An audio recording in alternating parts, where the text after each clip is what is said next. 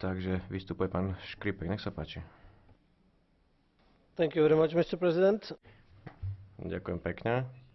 Dnes sme hlasovali o uznaní palestinského štátu, hoci myslím si, že riešenie dvoch štátov môže byť jedným z riešením, ale musel som hlasovať proti tomuto konkrétnemu uzneseniu nasledovných dôvodov. Poprvé, podpora tohto uznesenia je porušením druhých dohôd z Osla z roku 95, článok 16, bod 7, kde je zdôraznené, že ani jedna strana nespraví nič preto, aby sa zmenil štatút palestinských orgánov predtým, ako sa uzavrú rokovania o permanentnom štatútu. Dokonca aj EÚ podpísal túto dohodu ako svedok, čiže môžeme tento podpis podľa všetkého teraz spochybniť. A navyše, ak uznáme palestinský štát, môže to byť de facto uznanie teroristickej organizácie Hamas, ktoré momentálne je vo vláde v Palestíne.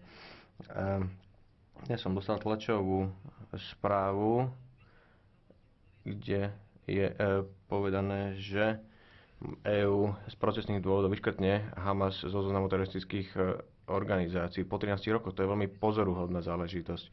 A ja uznávam práva Palestíny alebo ľudí, ktorí tam žijú, ale myslím si, že toto dnešné uznanie bude ďalšou bariérou pre ďalšie rokovania. V zásade hovoríme tu, že to je principiálne uznanie, ale de facto ostatní ľudia to budú vnímať ako skutočné, plné uznanie a pre Izrael aj Palestínu to bude krok nesprávnym smerom.